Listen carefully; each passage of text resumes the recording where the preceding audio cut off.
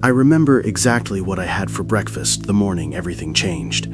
2 eggs, scrambled, on toast. Black coffee. I remember the cafeteria on the research vessel smelled like industrial cleaner and old grease, and the fluorescent lights overhead hummed at a pitch just slightly too high to ignore. I remember Marcus sitting across from me, rolling up his sleeve to show me the red welt on his wrist from the pressure suit casing. I remember Dr. Ewan laughing at something on her tablet, that sharp, surprised laugh she had, the kind that sounds like it caught her off guard every single time. I remember all of these things with a clarity that feels surgical, like my brain went through the footage of that morning and highlighted every ordinary detail in the color of something precious. I know why it did that now. My name is Cole Hartigan. I was the communications technician on the Bathy 7 Deep Recovery Expedition. Was. That word is doing a lot of work in that sentence, and by the time I'm done talking, you'll understand exactly why. Our mission was, on paper, routine. 340 miles east of the Mid-Atlantic Ridge, in a section of ocean floor that doesn't appear by name on most official charts, a cluster of transatlantic fiber optic cables had gone dark. 6 of them, simultaneously. The kind of failure that shuts down financial systems and communication grids and satellite networks between continents. The kind that gets people in expensive suits making phone calls at 3 in the morning to other people in expensive suits, and eventually to people like us. So they sent us. 4-person crew aboard the Nereid 9 submersible, about the size of a large van, sealed tighter than a coffin, 3 reinforced viewports, interior that smelled permanently of neoprene and recycled air. Marcus Chen, structural engineer, Dr. Elena Ewan, marine biologist, Captain Reyes, who had logged more submersible hours than any active operator in the Western Hemisphere, and spoke in a voice so flat it stopped feeling like a personality and started feeling like ambient sound. And me, communications and data logging. We'd been briefed, run every diagnostic 3 times, tested every seal. We knew what we were doing. I need you to understand that before I continue. Some things don't care about your competence. Some things have been patient for 200 million years, and they have had a great deal of time to perfect the art of waiting for exactly the right moment. The descent took 4 hours and 11 minutes. For the first 2 hours, it was almost peaceful. The water transitioned from sapphire to deep indigo to a shade of black that felt less like a color and more like the complete absence of visual information, as though the ocean had decided that light wasn't welcome past a certain depth. The bioluminescence started around 2,000 feet, little blue-green sparks drifting past the glass, slow and purposeless, like embers from a fire that burned out somewhere far below. Elena pressed close to her viewport and narrated softly into a recorder. Comb jellies, siphonophores, a deep-water squid with photophores pulsing along its mantle in a pattern that looked almost deliberate, almost communicative, if you watched long enough. Marcus ran structural analysis on his tablet. Reyes monitored descent rate and trim. I logged telemetry and maintained the uplink to the surface vessel. Everything was exactly as it was supposed to be. At approximately 9,000 feet, the uplink began cutting out, not dropping entirely, flickering, a half-second gap in the audio feed, then it would stabilize, then another gap 90 seconds later. I ran diagnostics, all hardware nominal. I recalibrated the antenna array twice. The flickering continued, and the interference bothered me in a way I couldn't fully articulate because it wasn't random. Random interference has a statistical irregularity to it, the noise of chaos. What I was seeing had rhythm, the specific rhythm of something breathing very slowly, something very large, breathing. I told myself it was pressure-induced compression artifacts in the signal pathway. I had seen that before at depth. I logged it. I kept watching. At 12,000 feet, our temperature sensors registered an isolated thermal pocket, 4 degrees warmer than the surrounding water. Elena started talking quickly about hydrothermal microbiome clustering. Reyes adjusted heading slightly to pass through the gradient, standard protocol. I was updating the log when the light appeared below us. Not our lights, not bioluminescence either. A pale, diffuse, yellow-white glow, far below, so faint I thought it was a reflection artifact on the viewport glass. I rubbed my eyes. Still there. And moving. Not drifting. Moving with a slow, absolutely deliberate lateral glide, the way something moves when it is not in a hurry, when it already knows exactly where everything is going. Elena, I said carefully. Are you seeing something below us? She had already seen it. Her recorder was still running, but she'd stopped talking into it. That's not bioluminescence, she said, her voice stripped of its scientific warmth. "At this depth that's almost exclusively blue or green shifted, that is yellow-white, a reflective spectrum." She paused. "But there's no light source down there for anything to reflect." "Our floods don't reach that deep," Marcus said. "No," Elena said quietly. "They don't." The glow faded after approximately 4 minutes, or it moved deeper. I couldn't determine which. Rhea suggested course. Nobody said what everyone was thinking. The thermal anomalies continued as we descended. The static kept its slow, patient rhythm, and at 14,000 feet, sonar registered a large mass moving below us, not the seafloor, 3,000 feet above the seafloor. The mass maintained its distance as we descended, neither closing nor pulling away, just keeping pace. The sonar's reference database returned the same message each time it ran. Unknown formation, no match found. Unknown formation, no match found. It kept repeating those 4 words on the screen like a question nobody had thought to prepare an answer for. The mass moved deeper as we descended, leading us. At 17,000 feet, the Nereid's floods illuminated the cable array. 6 transatlantic cables running northeast to southwest across the ocean floor, each one as thick as a man's thigh, sheathed in protective polyethylene, copper shielding, and a final outer layer of armored galvanized steel, the kind of construction meant to last decades without maintenance, meant to withstand everything the deep ocean produces. 3 of them had been severed completely. The other 3 showed partial damage along their casings, the bright fiber optic cores exposed, still faintly pulsing with the last coherent light signals before they faded into static. I watched one of those dying signals blink out while I was looking at it. Marcus brought the nearest severed section up to the viewport with the robotic arms. For a long time, nobody spoke. I could hear the hull groaning softly against the pressure, the way it always does at depth. I noticed it now with new attention.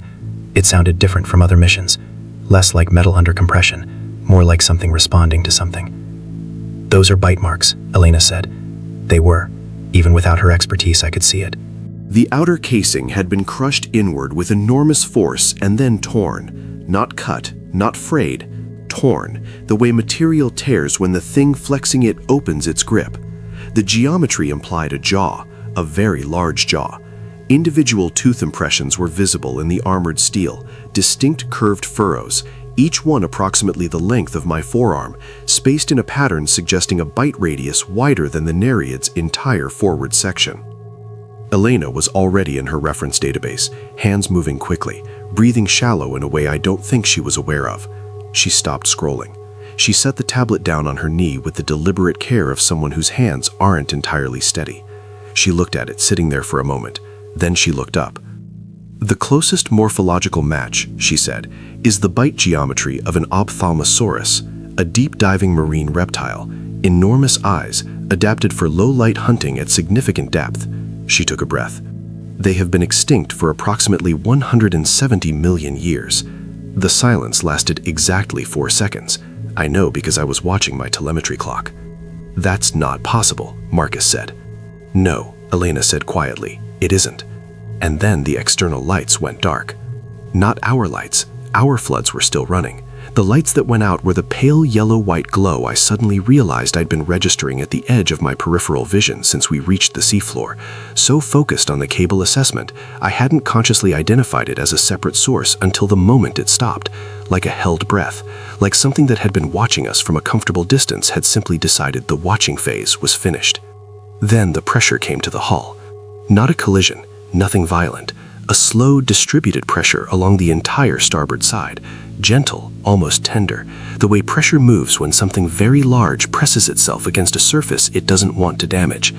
It migrated from starboard to stern to port, and I tracked it by the resonance transmitted through the cabin walls, and by the vibration I felt through my seat, a frequency lower than sound, more like gravity asserting itself. "Reyes," I said. "I feel it," he said. I went to the viewport and looked out into the black water beyond our floods. I saw the eye. I have spent a long time trying to describe this to people who weren't there, and the description always fails before I finish. The eye was not the size of a dinner plate. That's what the paleontological literature says about ophthalmosaurus specimens. This eye was larger. The pupil alone was wider than the Nereid's viewport, a vertical slit of absolute black that seemed to contain its own darkness, deeper than the surrounding water, a darkness that felt dimensionally separate. The iris was pale amber, shot through with gold veinwork that caught our floodlights and reflected them with a quality I have been trying to name ever since. The closest I've managed is this. It wasn't the reflective quality of an animal responding to a stimulus. It was the quality of someone who has been expecting a particular delivery for a very long time and is watching it finally arrive. It recognized us. I pulled back from the viewport. My hands were shaking. The copper smell hit me then, sharp and metal sweet, flooding the recycled cabin air, and I realized I'd bitten the inside of my cheek without noticing. The taste of blood sat on my tongue. "Emergency ascent," I said. "Reyes, now." He started it. The thrusters engaged with the familiar deep mechanical groan, the sound I had always found reassuring.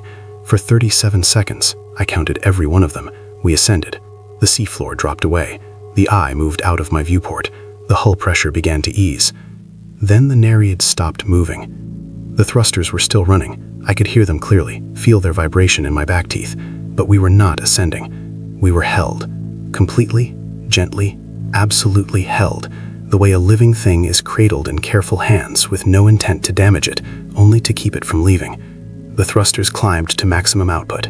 We stayed exactly where we were. Elena made a sound I had never heard from a human being before. Not screaming, lower, a sustained, involuntary vocalization from somewhere deep in her chest, the sound of a mind encountering something it has no filing category for. Marcus had both palms flat against the interior hull, arms fully extended, pressing his entire body weight against the wall as though he could supplement the thrusters with muscle. He knew it was meaningless. He pressed anyway. Then the hull began to warm, evenly, all over, a gentle, distributed warmth, body temperature, the temperature of something living, pressing a smaller living thing against itself. I placed my palm flat against the wall and held it there, and felt the warmth move through the metal and into my hand, like an answer to a question I hadn't known I was asking. The copper smell thickened until I could taste it, metallic and sweet simultaneously, and beneath it something else, ancient and organic and vast. The smell of processes occurring at pressures no light had ever reached. The smell of time measured in geological epochs. Then my hands began to change. The tingling started in my fingertips and moved inward toward my palms and wrists. Not pain, a resonance, like being in proximity to an extremely low frequency that your ears can't register, but your body receives as fullness in the chest, looseness in the joints, a sensation of something opening from within. I looked down at my hands. The veins were dark against my skin, darker than normal, branching in patterns that didn't match human circulatory anatomy, fractal, deliberate. I looked at Marcus, the same branching spreading up his forearms toward his elbows.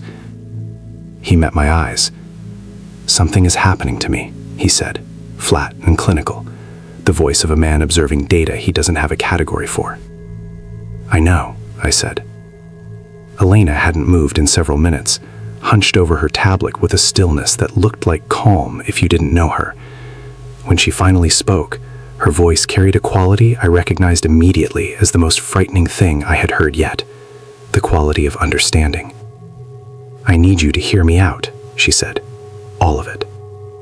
She had been running the biochemical data collected throughout our descent, thermal signatures, organic compound concentrations in the water column, residue analysis from the cable surfaces, and one more thing.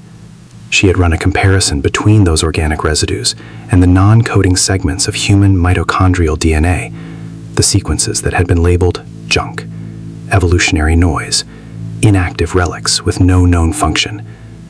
They were not inactive. The organic compounds in the water at this depth were activating those sequences, not damaging them, not destroying them, activating them, like a key finding a lock that had been waiting, in darkness, for a length of time no single human lifespan could contain. "The sequences are not junk," she said. Her voice was completely level, and that levelness was the most terrifying thing I have ever heard. "They are instructions." Embedded before the species had any architecture to embed anything deliberately. They are a return protocol. She looked at me, her eyes clear and empty of the person I'd known above the surface. We did not evolve upward from the sea. A larval phase escaped upward from the sea, incomplete, developmental, meant to eventually come back. We are not the finished form of anything. We are the juvenile stage. Nobody spoke. The creatures holding us are not predators, she continued.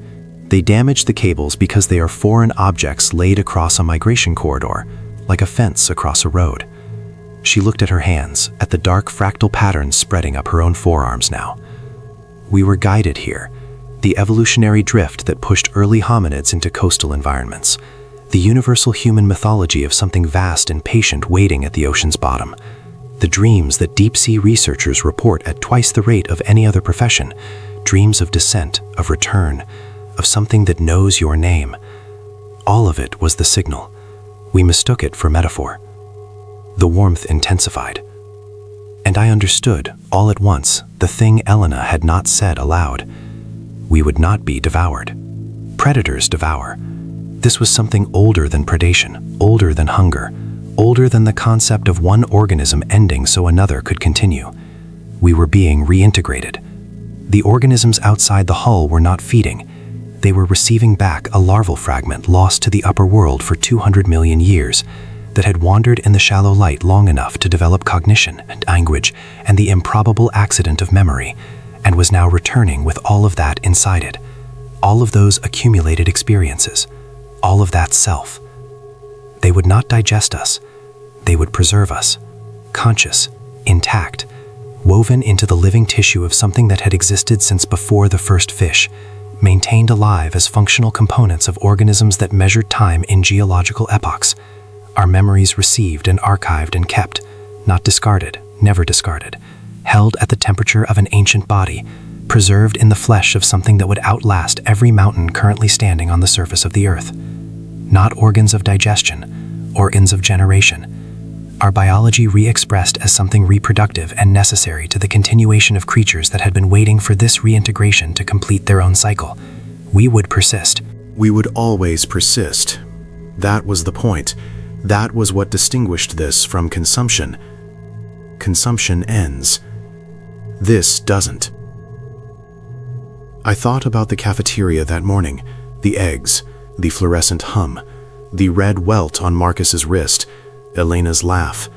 These memories were still inside me, vivid and complete, and I felt the warmth outside the hull press closer with a patience that made geological time feel brief, and I understood that these memories were exactly what it was waiting for. The entire experiment of human consciousness, the improbable surface-level adventure of a larval form that developed language and love and morning coffee, had always been the point. Not the destination, the accumulation. Experiences that could never be generated in the abyss, gathered topside by the juvenile form, and now being brought home. The creature outside the hull was not a predator. It was a library, and we were the books, coming home. My vision expanded at the edges in a way that felt like a door opening rather than a window breaking, and I felt the presence outside not as pressure on metal, but as something adjacent to thought. Patient thoughts. Thoughts formed over the span of mountain ranges rising and eroding. The memories began to loosen, not vanish but migrate, detaching from the architecture of self that had organized them and spreading outward into the waiting warmth, received completely, all the way down, the eggs, the fluorescent buzz, Elena's voice naming calm jellies in the dark, Marcus's wrists, all of it received and understood, and kept by something that had been waiting 200 million years for these specific, ordinary, irreplaceable details to finally come back to it. I am still here. I want you to understand that. All of it is still here. Every memory, every moment of that ordinary morning, held at the temperature of an ancient body, in the permanent dark. There is no word in any human language for what I am now, because human languages were built by the larval stage, and the larval stage didn't have the architecture to describe the finished form. But I am here, conscious, intact, aware of Marcus beside me and Elena, their panic dissolved long ago, replaced by the same warmth, all of us woven into the flesh of pale gods, patient since before the first fish opened its eyes. My name was Cole Hardigan. I had scrambled eggs for breakfast. I am still here, I am still.